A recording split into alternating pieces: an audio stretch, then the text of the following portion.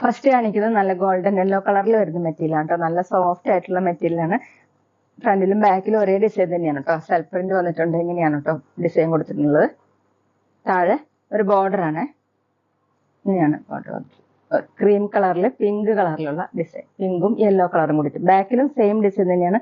നല്ല സോഫ്റ്റ് ആയിട്ടുള്ള മെറ്റീരിയൽ ആണ് കേട്ടോ. നമുക്ക് ഫംഗ്ഷൻ വെയറിനൊക്കെ യൂസ് ചെയ്യാൻ പറ്റുന്നതാണ്. 50 ഇഞ്ചാണ് ടോപ്പിന്റെ ലെങ്ത്.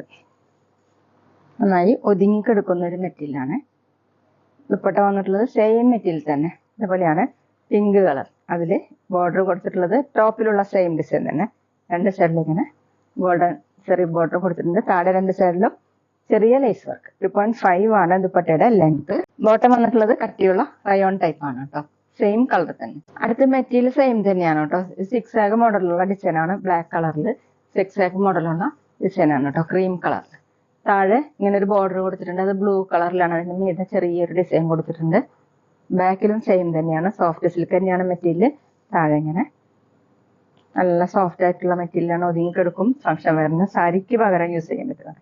50 ഇഞ്ചാണ് കേട്ടോ ടോപ്പിന്റെ ലെങ്ത്. ദുപ്പട്ട സെയിം മെറ്റീരിയൽ തന്നെ.